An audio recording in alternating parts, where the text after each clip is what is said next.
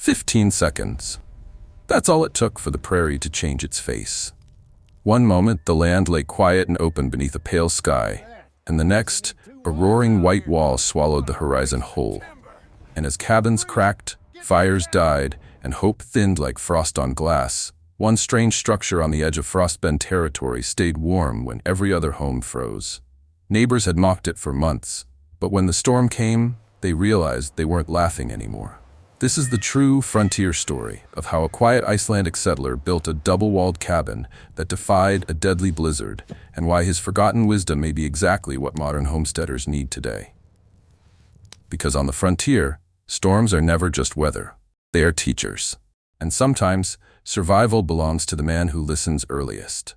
When winter broke across Frostbend, people believed they knew what cold was.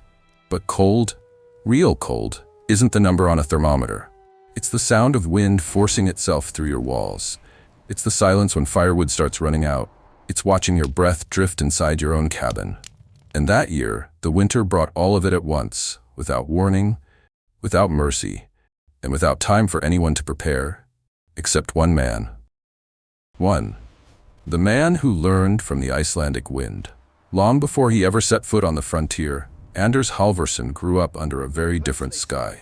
His childhood was shaped by the North Atlantic, by volcanic stone, by sod houses built with layers upon layers of packed earth, and by winds that could slice through a wool coat as easily as a knife through rawhide. In Iceland, you learned early that winter wasn't an inconvenience. It was a force.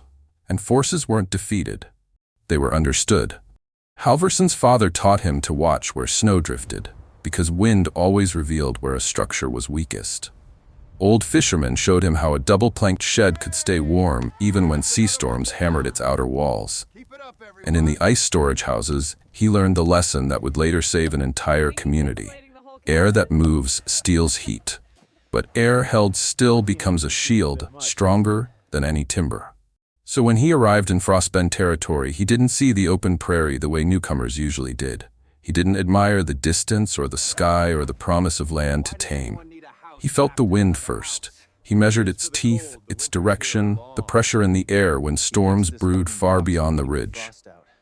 To him, Frostbend was beautiful, yes, but also dangerous, because nothing on that land stopped the wind. Not the grass, not the hills, and not the simple log cabins settlers rushed to finish before winter. He began building differently, not out of stubbornness, but out of memory. He raised his log home like everyone else, but then he planted cedar stakes 14 inches out from the walls. He built a second frame, measured to the inch. He wrapped it in planks that neighbors swore were nothing but wasted lumber. And when they asked, puzzled or amused, why he was building a house around a house, he responded with the kind of calm a man only earns from surviving many winters. "The wind is coming," he said, "and I prefer to meet it prepared." People laughed. But he didn't build for their approval. He built for the storm he knew would come. 2.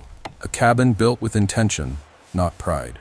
By late summer, all the other settlers were cutting wood, stacking hay, patching roofs, and racing the calendar for the first frost.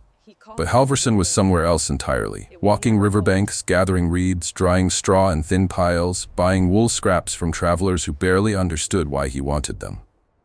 Every piece, every material, every small effort was part of a system he carried in his mind, like a blueprint made of memory. The neighbors saw chaos and confusion. Halvorsen saw physics. He knew a single wall, even one chinked tight, couldn't stop wind-driven cold. Not here, not on this exposed land. The wind on the prairie wasn't just fast, it was relentless, pressing and pulling against every seam a man tried to seal. So he chose not to fight the wind head-on. Instead, he chose to break it, with stillness.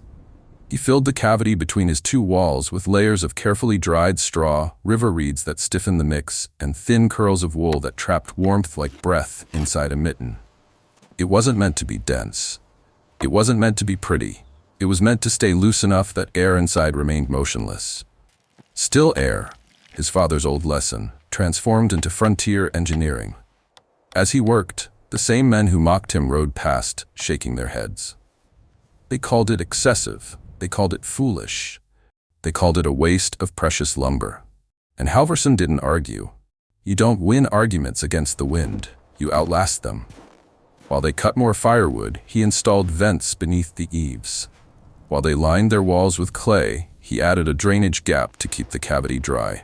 While they trusted in tradition, he trusted in observation. And when the first faint hints of winter brushed across the plains, those early winds that whisper rather than roar, Halvorsen listened, not with fear, but with recognition. Because he had built for this moment from the first day he arrived. 3. The first whispers of a dangerous winter. Winter rarely arrives in one piece. It sends warnings first, quiet ones that most men ignore until it's too late. That year, the warning came early. A thin frost settled across the prairie one morning in late October, clinging to grass blades in long silver threads.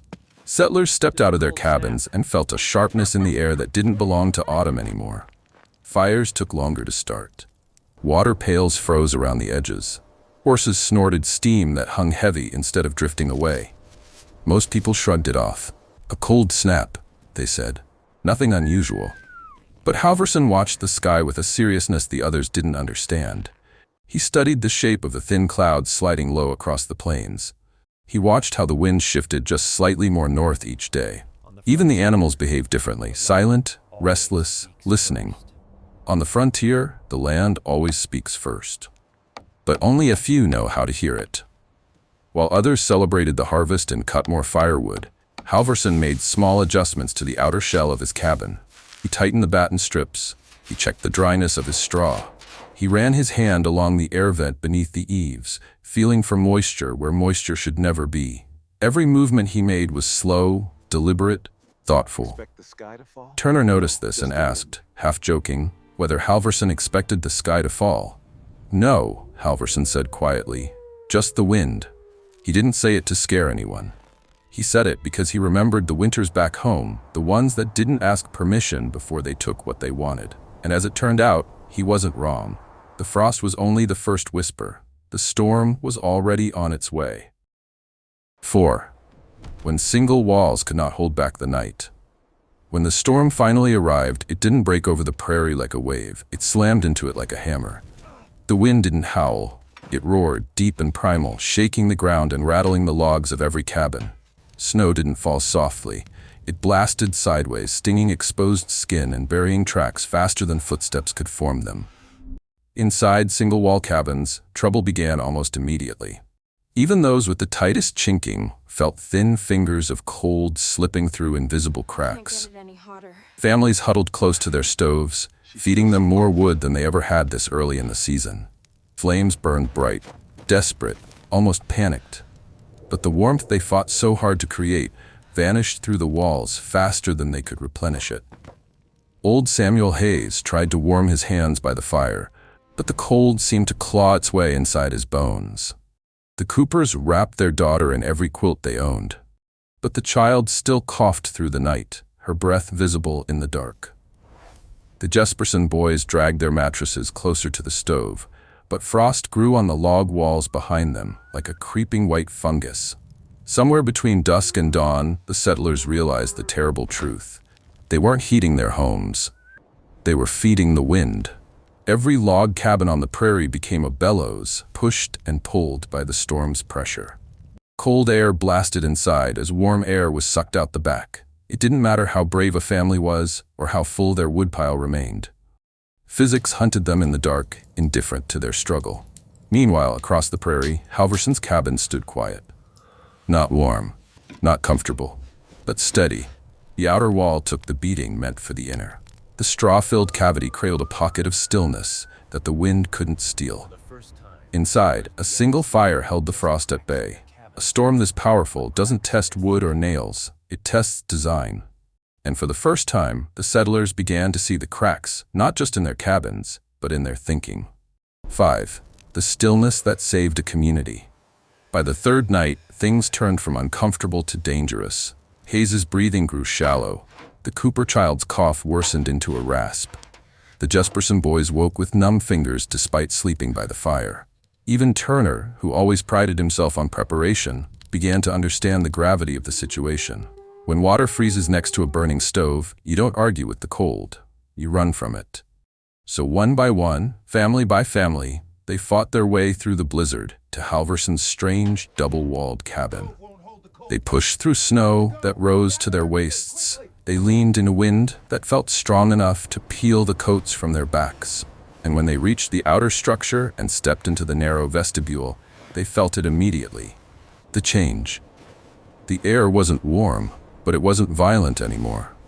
The wind's scream softened to a muffled growl. Their shoulders dropped, their breath steadied. Then they opened the inner door. Silence. Not the silence of emptiness, but the silence of safety. Inside, the air held still, not by accident, but by design. Halvorsen welcomed them without a word. There were no speeches, no told-you-so smirks, no pride, just a quiet nod, an open door, and space made for 15 freezing souls. Children settled near the logs where warmth lingered. Elders sat close to the stove, finally breathing without pain. Families shared blankets, shared soup, shared the fragile relief of knowing they would survive the night. Turner sat closest to the double walls, studying them with reverent disbelief. He felt along the inner logs and realized they were warm, not because of the fire, but because nothing was stealing their heat away. Still air. The lesson Anders Halvorsen had been trying to teach without ever speaking it aloud. Inside that cabin, the storm raged for 6 more nights, but it never entered. Not once. It clawed and hammered at the outer planks, yet the silence inside never broke. For the first time, the settlers understood just how powerful stillness could be, and that understanding would change everything. 6. The night the wind tried to break them. The 4th night arrived with a kind of fury no one in Frostbend had ever seen. Snow didn't drift, it rose like tides, reshaping the land in real time. The wind didn't howl, it pressed against the world with a force that felt almost intelligent, searching for cracks, testing for weaknesses, trying to pry apart anything built by human hands. Inside the single-wall cabin still standing on the prairie, lanterns flickered violently. Floors trembled. Frost grew thick enough on interior logs to scrape off with a fingernail. Children cried as the cold crept beneath quilts, slipping into their boots, biting the backs of their necks. Some settlers even began piling earth against their walls or dragging hay bales to block drafts. Desperate to fight a battle, they were losing inch by inch. But inside Halvorsen's double-walled cabin, something extraordinary continued to happen. The storm screamed, but the cabin answered with silence. The outer shell shuddered under the weight of the wind. Snow slammed against the planks with the fury of thrown gravel. The air outside dropped to temperatures that could freeze skin in seconds. But the inner cabin, the real living space, felt as if it belonged to another world entirely. The fire burned low, steady, unhurried. Children slept. Elders breathed without strain. For the first time in days, people laughed softly at their own fears. Turner watched the smoke rising from Halvorsen's pipe and noticed something strange. The smoke drifted lazily upward, barely shifting. No invisible currents stole it away. No pressure change tugged it sideways. The air, despite the chaos outside, remained perfectly calm. "That's not possible," Turner whispered. "It's only air," Halvorsen replied. "But air that moves is a thief. Air that stays still is a guard." And so they passed the night. 15 souls wrapped not in luxury, but in stability, which was far more valuable. The storm tried to break them, but the storm had not counted on the one thing it could not steal: stillness. 7. What the storm revealed about frontier homes. When morning finally came, the settlers took shifts opening the outer door to fetch small bundles of wood. Each time, the storm's leftover wind pushed against them like a living creature unwilling to let go. Snow had drifted so high that it nearly kissed the bottom edge of the roof. As they looked out across the prairie, the truth revealed itself starkly. Frostbend had never been prepared for a storm like this. Cabins built from tradition, not engineering, had failed their owners. Not from poor craftsmanship, but from misunderstanding what wind and cold really are. Cold doesn't enter a home as temperature. It enters as motion, rushing through seams, forcing warm air out the other side. A single-wall cabin, no matter how beautifully built, could not stop that motion. The settlers didn't talk about it openly yet, but the storm had exposed something deeper than drafty logs. It had exposed a belief that strength comes from thickness, when in truth, strength on the frontier often comes from the spaces between things. That morning, Abigail Moore arrived on skis, her hair stiff with frost, her notebook wrapped in oilcloth. She stepped inside the cabin and immediately sensed the difference. It wasn't warm, not truly, but it was stable, like a held breath that refused to be disturbed. She began measuring temperatures, writing rapidly, trying to make sense of how a structure built by an immigrant they barely knew had succeeded where their long-trusted homes had failed. She asked Halvorsen how he had learned such a method. He answered quietly, "Cold doesn't just take heat, it takes movement. Stop the movement, and you stop the taking." Moore understood instantly. Teaching children had taught her to see simple truths hiding inside simple words. And this one truth would soon reshape the entire settlement. Stillness is not the absence of force. It is a force of its own. 8. A community learns to listen to the wind. By the day of the storm, something unexpected began to happen inside that crowded cabin. The fear that had clung to everyone like a second skin started to melt. Families began sharing stories. Mothers braided their daughters' hair. Turner repaired broken mittens by the fire. Even old Samuel Hayes, whose breath had been shallow with cold just days before, sat upright and recounted tales from his youth in Tennessee, stories so warm and vivid they made children forget the blizzard outside. People didn't just survive together. They learned together. Halvorsen watched quietly, carving small wooden shims while others filled the silence with their voices. He had no desire to be a teacher, but the storm had pushed him into that role. And the settlers had become willing students. Moore asked him to explain more about the outer shell. Turner asked about vent placement. The Coopers wanted to know if they could build something similar once spring thawed the ground. Each time, Halvorsen answered plainly, without pride. "You build for the wind you expect," he said. "But you listen for the wind you cannot see." It was a strange sentence, softly spoken, yet powerful enough that the entire cabin fell silent for a moment. Because out here, on the edge of the world, people knew the truth of it. Some storms announced themselves, others did not. The land taught harsh lessons to those who believed preparation was optional. That evening, as everyone bedded down for another long night, Turner whispered to his wife that they would rebuild their cabin entirely come spring. Not larger, not prettier, just smarter, warmer, stronger, in a way the wind could not undo. The storm howled against the outer planks until dawn. But inside, something stronger than the wind was growing, understanding. 9. How a shelter became a sanctuary. By the 7th night, the storm had grown tired of fighting them, or so it seemed. The wind softened just enough for people to breathe without bracing their bodies. The snow no longer struck like needles, but drifted down in thicker, slower flakes. The pressure shifted. The roaring dimmed. But that didn't mean the danger had passed. It only changed shape. Inside the double-walled cabin, the settlers maintained a rhythm, one that felt almost sacred. 2 men kept watch over the fire. Mothers rotated warm stones in blankets to ease the stiffness in their children's hands. Moore wrote down temperature readings, whispering measurements like prayers. Turner checked the door seals every few hours, making sure the vestibule stayed airtight. And through all of it, Halvorsen moved with quiet purpose. He repaired a loose batten. He adjusted a vent to reduce condensation. He redistributed straw in one section where settling threatened an air pocket. He worked with the concentration of a man tending something alive, because in truth, the cabin was alive. Every wall, every vent, every inch of trapped air had a job to do.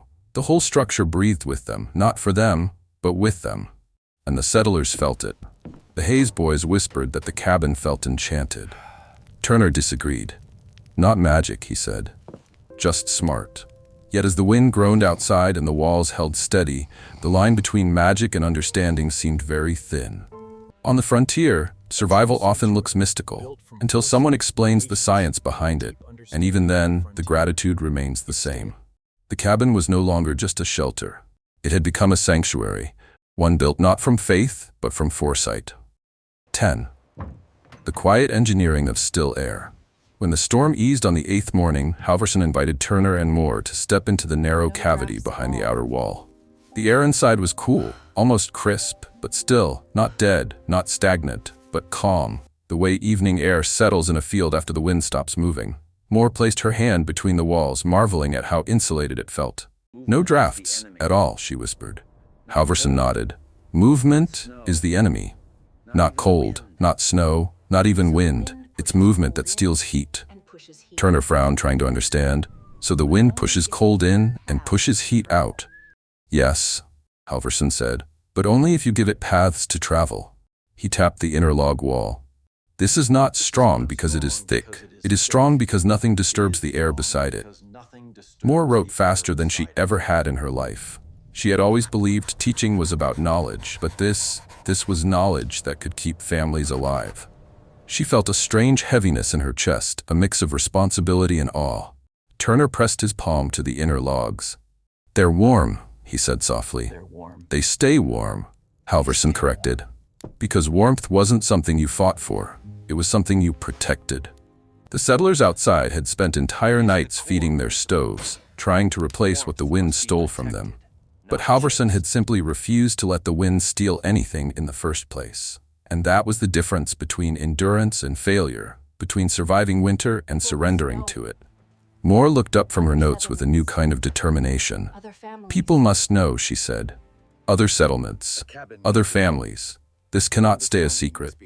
Halvorsen paused, considering. "A cabin can be copied," he said. "But understanding must be earned." Still, he didn't refuse. He never refused knowledge, only impatience. 11. When a community decides to change. By the time the storm finally broke, 9 days after it began, the prairie seemed almost unrecognizable.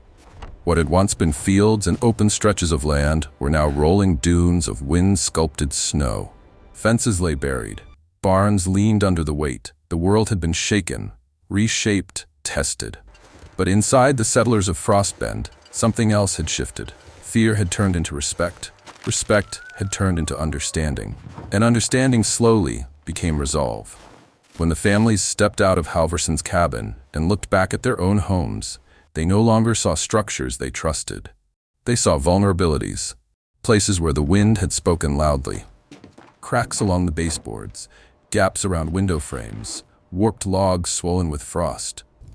The Coopers returned to a cabin that felt smaller than they remembered, as if the storm had tightened it. Hayes's sons walked through their doorway and felt a hollow echo where warmth should have been. Turner saw frost patterns on his interior walls that made him shake his head in disbelief. It wasn't shame they felt. It was clarity. No more pretending that a single wall was enough. No more believing tradition was the same as truth.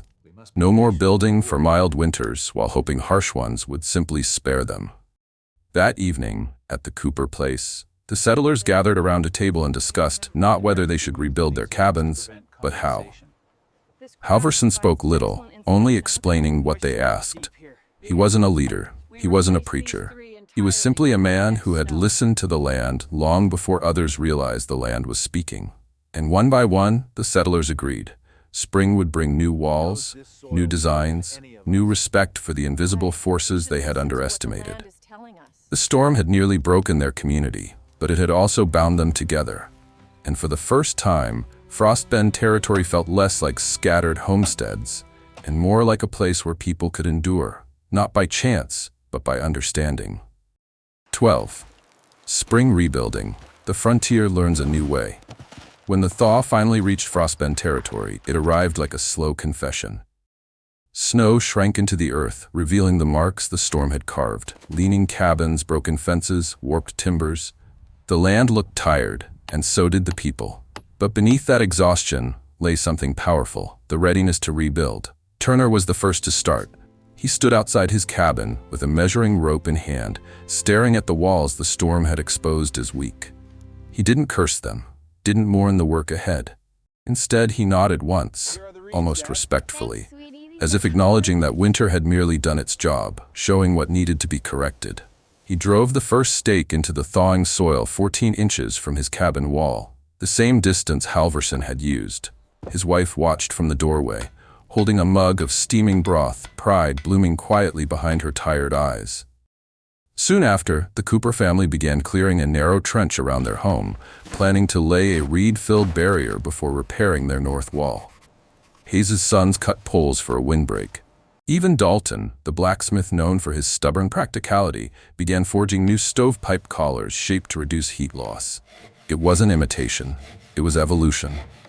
Moore walked from cabin to cabin, sketching diagrams, checking measurements, offering notes from the journal she'd written during those storm-bound nights. She wasn't an engineer, but she understood something many didn't. Knowledge isn't useful unless someone carries it forward. She recorded how Turner angled his windbreak, how the Coopers tied their reed bundles, how Hayes's sons crafted wool-lined shutters. And although the work was messy and exhausting, a quiet determination filled the air. People weren't just repairing their homes. They were rewriting the frontier rulebook with every stroke of a saw and every swing of a hammer. For once, progress wasn't coming from the East or from government pamphlets. It was coming from them, from a community that had learned survival isn't only about enduring winter, but understanding it. Anders Halvorsen stood nearby, offering guidance when asked, silent when not. He watched as Frostbend transformed one cabin at a time, not through ego, but through humility. The humility to admit that nature had taught them something worth listening to. 13. The spread of still air engineering. By midsummer, the news spread far beyond Frostbend. Travelers passing through noticed the strange double-walled cabins rising on the prairie and carried the stories with them. Within weeks, settlements along the ridge sent letters asking for explanations. Some asked for measurements. Others wanted diagrams. A few simply asked, "How did you stay warm when the rest of us nearly froze?" More began writing formal reports, detailing the physics behind still air and the way the cavity between walls fought against wind-driven cold. She compared straw, wool, and reeds. She included temperature logs, fuel savings, and notes about maintenance. Her hands cramped from writing, but she never slowed, not when lives could depend on the words she sent. Turner rode to neighboring homesteads, showing them how to test their own cabins for drafts using nothing more than a candle flame. He taught them how to build temporary windbreaks for the coming winter. He repeated Halvorsen's lessons like scripture, but never once claimed them as his own. Dalton crafted new metal fittings for vents and stoves, sending them with traders as far as 3 territories away. He spoke little, but words spread quickly. A blacksmith in Frostbend had figured out how to stop winter from crawling down stovepipes. Some settlers scoffed. "Too much work," they said. "Too many boards. Too much fuss." But anyone who had lived through the storm knew better. They understood a truth that can only be learned in the dark hours before dawn, when fire struggles to keep you alive. Ignoring the wind does not make it kinder. Understanding it does. And across the frontier, more and more cabins began to carry second walls, sometimes crude, sometimes carefully engineered, but all borrowing the same lesson Frostbend had learned. Stillness is stronger than resistance. 14. Halvorsen's final lesson. Late that summer, as the prairie burned gold beneath the setting sun, Halvorsen and Turner walked along the ridge overlooking the settlement. Grass whispered around their boots. The air held the warm sweetness of late August. It was hard to believe that only months earlier, this same land had nearly taken them all. Turner asked the question that had been sitting in his chest since the storm ended. "Anders, do you think next winter will be as cruel as the last?" Halvorsen paused, considering the horizon with the patience of a man who measured time differently from others. "Winters change," he said. "Some arrive quietly, some arrive angry. But winter is never the same twice." It's a way of living. Turner nodded slowly. "Still, I feel better knowing we're prepared for whatever shape it takes." Halvorsen smiled, not big, not proud, but with a knowing softness. "Preparation is not a reaction," he said. "It's a way of living." The wind shifted across the ridge, brushing past them gently. "Most men build for the winters they remember," Halvorsen continued. "A few build for the winters they fear." He looked toward his own cabin, standing firm even in the calm. But only a wise man builds for the winters he cannot see. Turner felt the truth settle deep in his chest. Not fear, clarity. Because storms in every form always return. Some as blizzards, some as drought. Some as failure or hardship, or the quiet ache of uncertainty. But a person who prepares, not with panic but with intention, can outlast more than weather. He can outlast doubt, misfortune, even time. The two men stood there until the sun dipped behind the far hills, casting long shadows across the prairie. Neither spoke another word. They didn't need to. The land around them, shaped by wind and fire and storm, carried the lesson forward. On the frontier, resilience isn't built from strength alone, but from the spaces a man protects, the stillness he preserves, and the wisdom he refuses to ignore. 15. Epilogue. What the Wind Left Behind. Winter returned the following year, as it always does on the frontier, but something was different.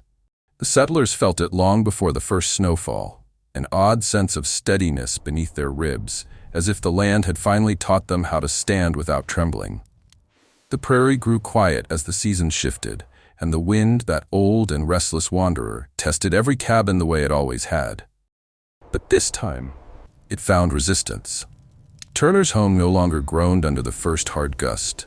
The reeds and straw in the cooper's walls breathed softly, holding warmth the way hands hold a fragile flame.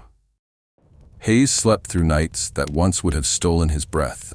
Even the blacksmith, Dalton, stepped back from his doorway one cold dawn, shoulders lifting with relief when he saw not a single thread of smoke pulled sideways by a draft. The cabins didn't just survive winter, they met it, and each family knew exactly where that strength had begun. From a quiet man who built differently, from walls that held still, from a truth whispered by storms and heard only by those who were willing to listen. As the cold deepened, Halvorsen's cabin stood on its small rise above the settlement, a calm, wooden sentinel watching over the prairie. Snow gathered on the outer shell, layered in soft white ridges, but the structure never faltered. Its inner chamber stayed steady, protective, almost serene. Children visiting for chores would pause just inside the vestibule, marveling again at the sudden silence, the strange peace created by the walls of still air.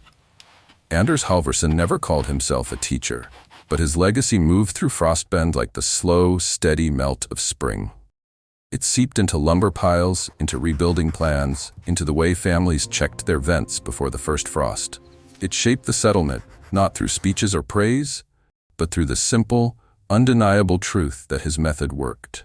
Because sometimes the greatest wisdom the frontier offers is not loud or heroic or adorned with glory. Sometimes it is the quiet thing, the humble thing, the thing that seems unnecessary, until the day it saves your life. When travelers passed through and asked how Frostbend survived the cold better than neighboring towns, Turner would smile and point to the landscape. "We stopped fighting the wind," he'd say. "We learned to let the wind fight itself." And Halvorsen, standing nearby, would only nod, his eyes carrying that faraway look of a man who remembered other winters. Winters harsher than this one, winters that taught him to respect forces larger than himself. He never boasted, he never corrected anyone. He simply went on building, repairing, and listening to the land, listening to the silence, listening for the next lesson winter would bring. For on the frontier, storms are never just weather, they are reminders. Reminders that nature doesn't test your strength, it tests your wisdom. Reminders that survival favors the prepared, the patient, the humble, and reminders that somewhere between force and fragility lies the quiet space that protects all of us. The stillness we carry, the stillness we build, the stillness that endures even when the wind tries to tear everything else away. And so Frostbend lived on, warmer, wiser, steadier, a testament to one man's stubborn belief that preparation is not fear, but respect. Respect for the land. Respect for the cold, respect for the simple truth that sometimes the smallest space filled with stillness is the one thing strong enough to save an entire community. As the narrator of Frontier Ways, I can only say this. On the frontier, storms will always come. But if you build with intention, if you honor the lessons carved by wind and winter, then you will stand, just like Halvorsen's cabin, steady through every season that follows. Because out here, the wind teaches, but only the wise survive long enough to listen.